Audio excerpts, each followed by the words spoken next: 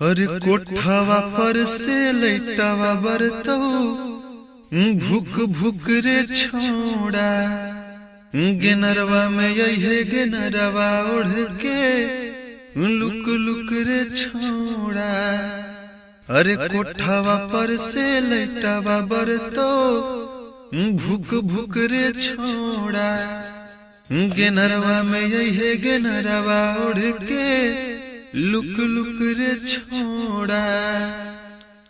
तीन बेरी खोखा बहुता बुझिए हम ही हो खबो 5 मिनट में चल जाइए ज्यादा देर न रोकबो।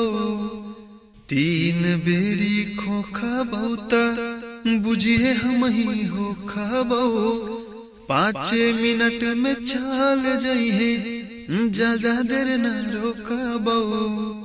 कि टेंशन काहे लोही छोड़ा मिले अइबो फिक्स रे तोरा चलते हम आज ले लेबो रिक्स रे। कि टेंशन काहे लोही छोड़ा मिले अइबो फिक्स रे तोरा चलते हम आज ले लेबो रिक्स रे।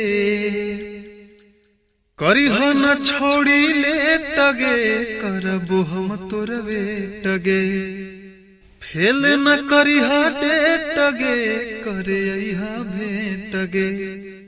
कि कोठावा पर से लैटावा बरतो भूख भूख रे छोड़ा गेनरवा में यही गेनरवा उड़ के लुक लुक रे छोड़ा।